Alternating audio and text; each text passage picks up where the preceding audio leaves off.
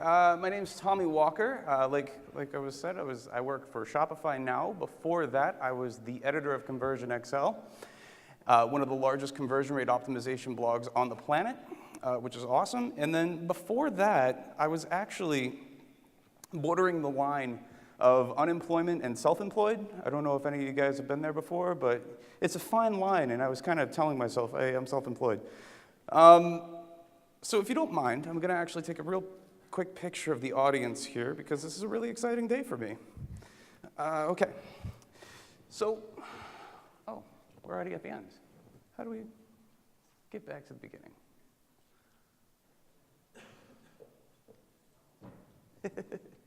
Sorry about that, guys. So what I'm going to ask, before we get started, I'm going to actually want to ask you guys a question. When I say the term social media marketing, what sort of process comes to mind? It's a real serious question that I have to ask people. I'm going to ask you right here in the front. What's the process that comes to mind when I say social media marketing?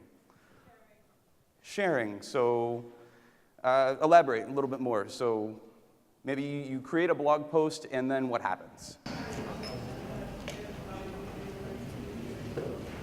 Okay. When I ask most people this question, the answer is something along the lines of like, I create a piece of content and then I'll share it to Facebook and I'll share it to Twitter and Google Plus and LinkedIn and then maybe Reddit and then stumble upon, and then from there you're like, I run out of social platforms to share this to. Are the slides working? Oh, okay.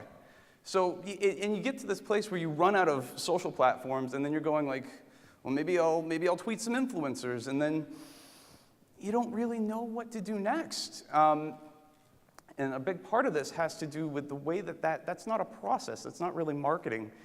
And if I have my slides here, I could show you what this actually turns into being. There we go. All right. So I'll press this one. Okay, well, you know what? We're just going to backtrack. We'll do the whole presentation backwards. How about that? So, all right. See, spoiler alert.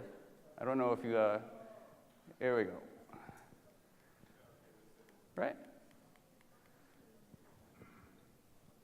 Oh, no, okay. Of course. Let's see. Oh, wait. There we go. All right. So I'm going to start again, right? So when I say social media marketing, what's that process look like? And most people will say, like I'll post to Facebook and Twitter and LinkedIn and Google Plus and Reddit and stumble upon and maybe I'll tweet some influencers. And then the question I ask after that is like, okay, how do you make sure your stuff is getting seen? Well, we work really hard on our headlines and make sure we use really great photographs.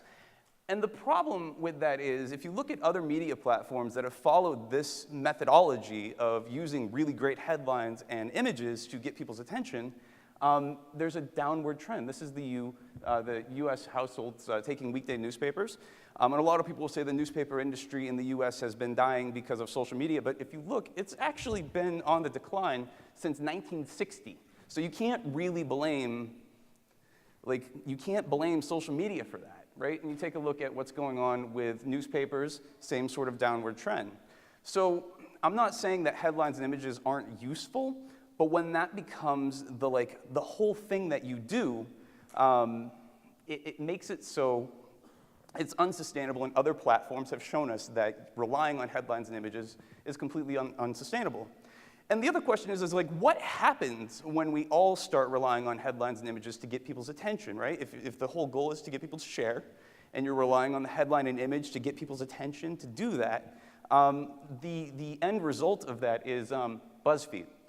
Right? I don't know if you guys have seen BuzzFeed's articles before, but you get like 22 people who just forgot how to people. Right? And you get like the try guys try drag for the first time, and weird things couples do before sex. Like, and I hate to admit this, but when I was putting this presentation together, I lost track of what I was actually doing for about a half an hour because I really, really just wanted to see this stuff. This is way more interesting than the stuff that I'm doing. And the truth is that this is all of our competition, right? I don't care who you are in this room. BuzzFeed is your major competitor. And if you're trying to use any social channel to grow, this is who you're up against. And the thing about that is, like, what ends up happening as a result of this, right? Time, which is a authority, long, trusted news organization, they get in on this game, right? Camel milk is a thing, and it costs $18 a bottle. This made my heart weep when I saw this in my news feed, because I'm like, this is what it's come to, right? And Facebook, of course, like, it changes the algorithm around and makes it so that that doesn't happen anymore. But the thing is there's too much focus on this, right? There's too much focus on, you know, fancy images and headlines, and not nearly enough focus on the avatar, your brand, and the name that's putting it out there. So people will say that, like, okay, you know, if the natural result of that is going, like, if we just use fancy images, like, you get more clicks. Yes, this is true, right? It is true that you will get more clicks if you use nice, fancy images, but again, on a longer term scale, how sustainable is that? And the other thing is, another study by Harvard Business Review shows that only 12% of businesses feel like they're effective users of social media.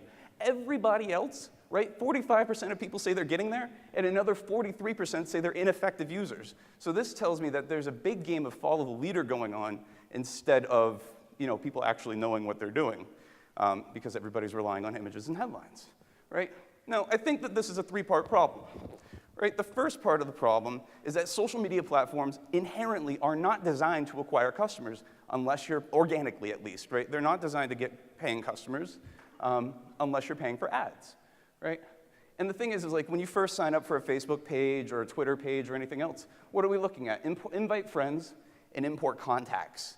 These are people who, if you're a startup, like really early stage, you don't have those contacts, and if you are inviting your friends, who are you friends with on Facebook? Mom, grandma, people from high school that you follow just to see if they got fat? Like, those aren't your customers.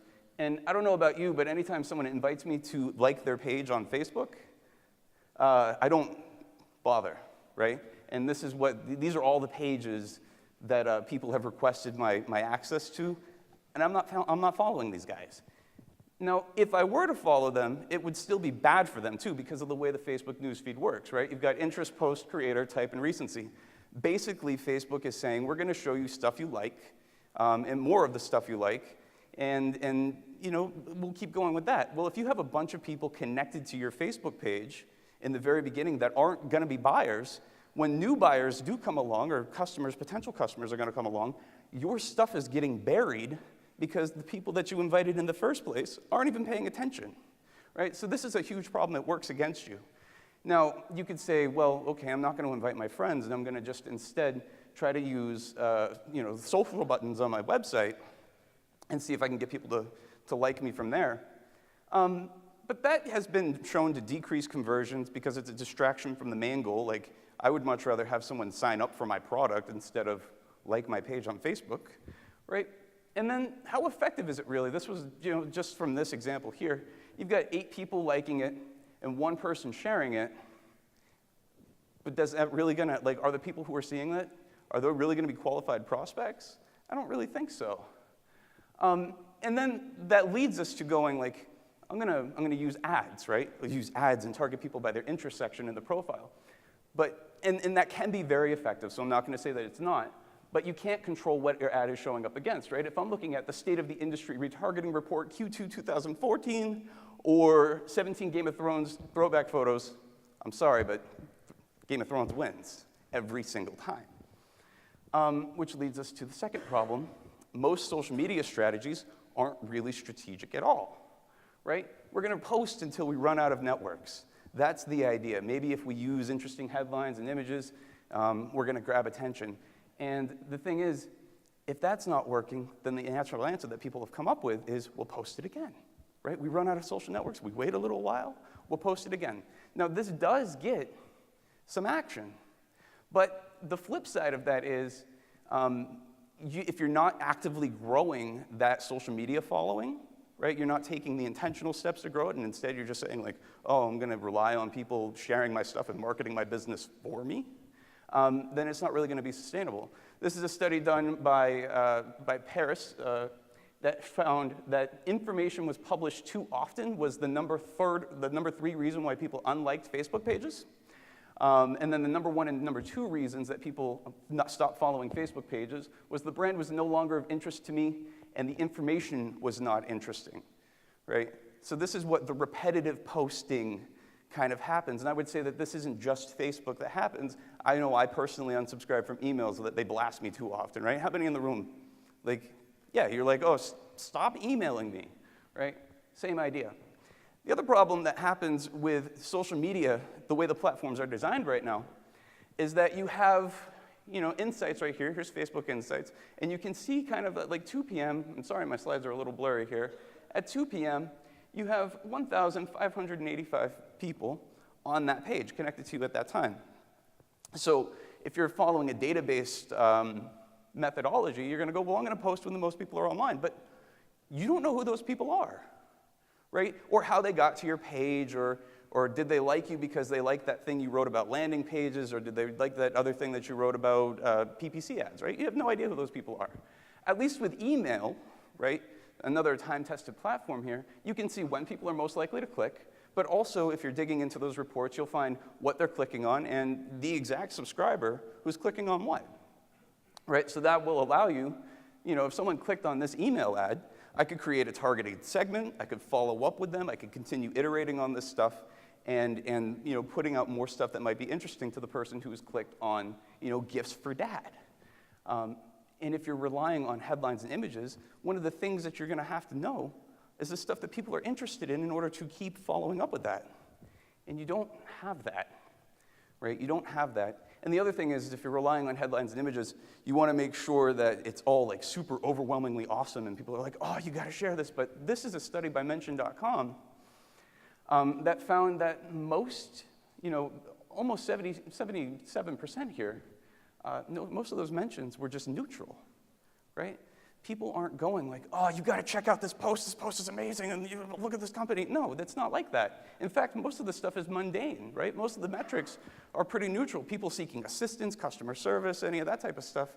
And then like 5.81 negative mentions, like those aren't going to be useful to your brand at all, right? And then the other thing is that if you are relying on using social media to get the feedback, and it's this like post something, put it on the top of the page, wait for people to respond, everything you get back is going to be biased. So you can't use this for any, it's really unreliable to use it for any kind of market research, because you're going like, hey, like this was an example we had for Conversion XL where we were doing website reviews, and we asked if people wanted to keep doing it. And all of the responses were yes, which was awesome. And if the response was going to be no, do you think they were really going to tell us? Right? Most people aren't going to tell you they're not interested. They're just going to keep scrolling. Don't even bother. So you can't really use it for market research that way either. And then the third problem is if you're going, okay, well, I'm not going to rely on images or headlines, and I'm not going to rely on my existing user base here. Then you go, okay, well, now I have to actually go out and find customers, right? How many people here are early stage, like pre-customers, or like very first? Okay, so we've got some people here. That's good. Poor targeting and haphazard networking is not really a strategy, right? So I see this on Twitter all the time. I've heard this advice before on Twitter where they say the follow-unfollow strategy. Maybe you've heard this before too, right? They're like, follow people. Maybe you go to a brand that's a competitor and you start following their followers. Who's heard that before? Right? Follow your brand, follow your competitor's followers. Okay. Well, you get maybe a headline or maybe an image there, and that's pretty much it. And the idea is that if you follow a bunch of people who are followers of the competitor's brand, maybe they'll click through to your profile. They'll see the pin that the latest post that you've pinned here, and then maybe they'll click through and maybe they'll sign up, right? That's not really sustainable.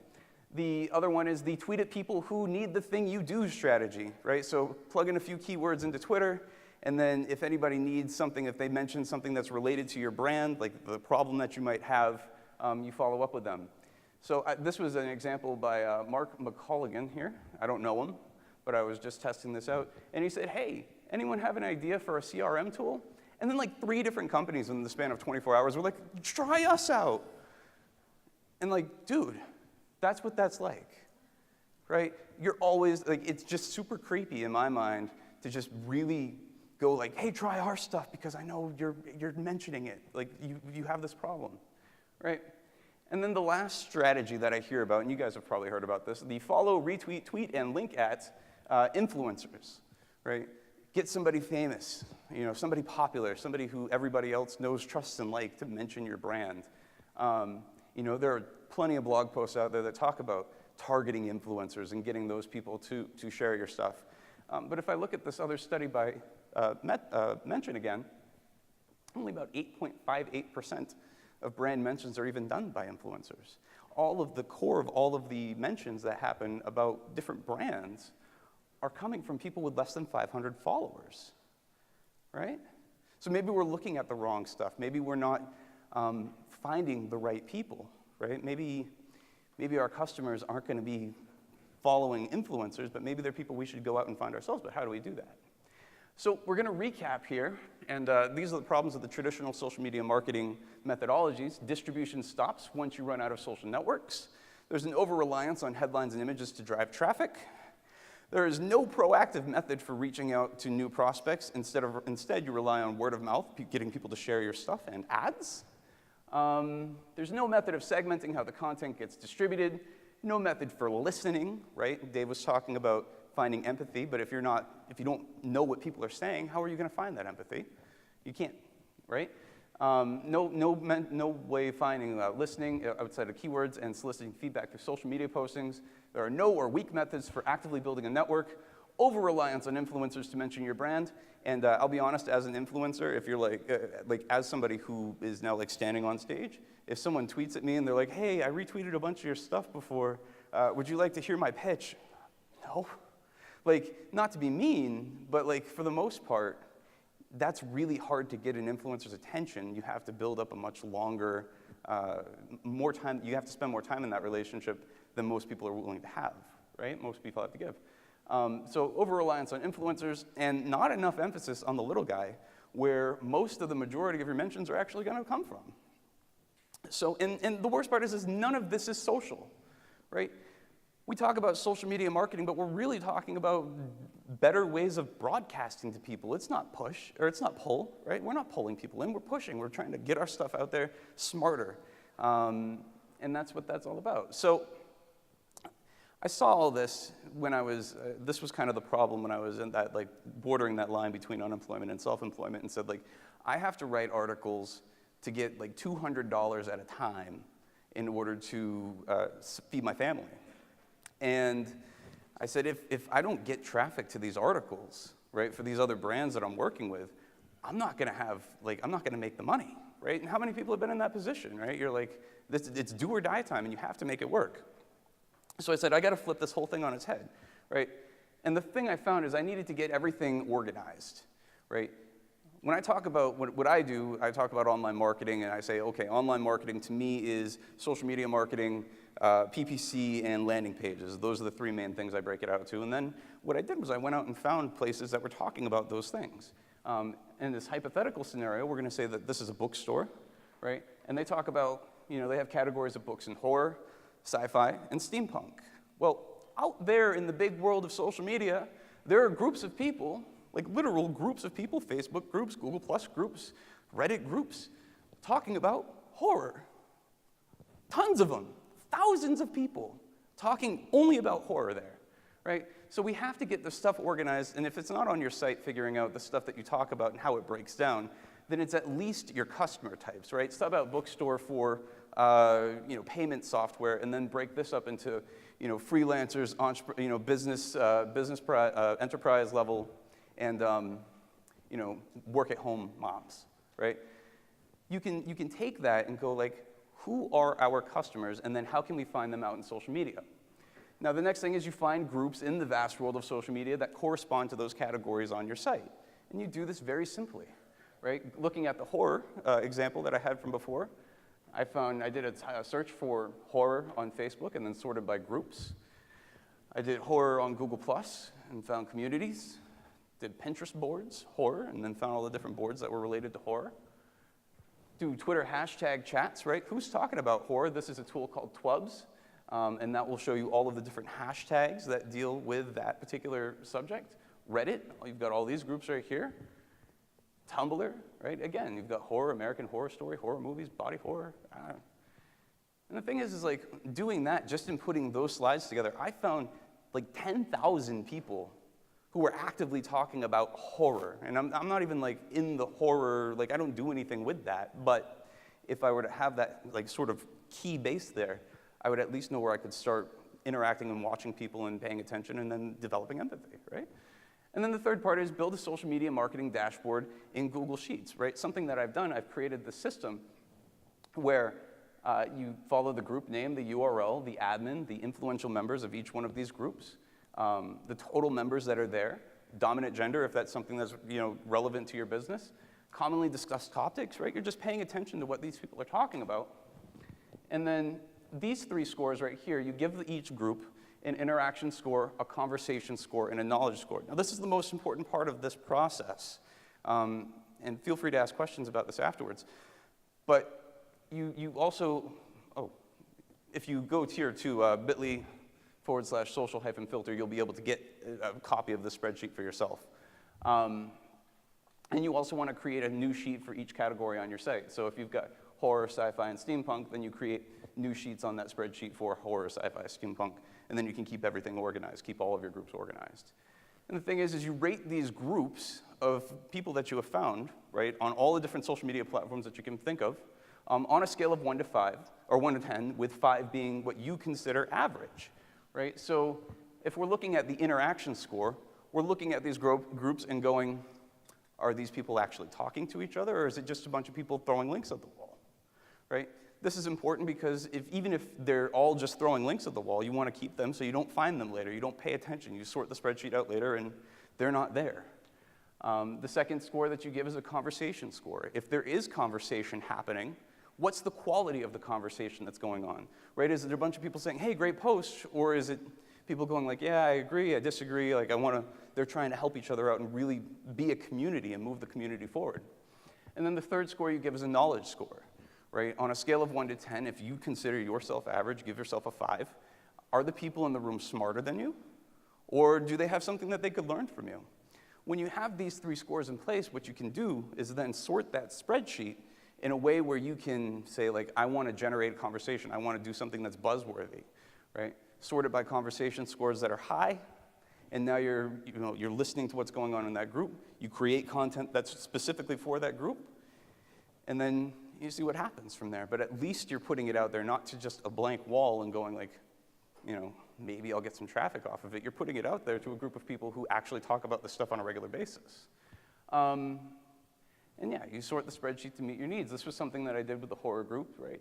They commonly discuss slasher films, stalker films, ghost stories. I'm paying attention to what they're talking about so I can put stuff out there that is going to be aligned to the stuff that I already know they're talking about, right?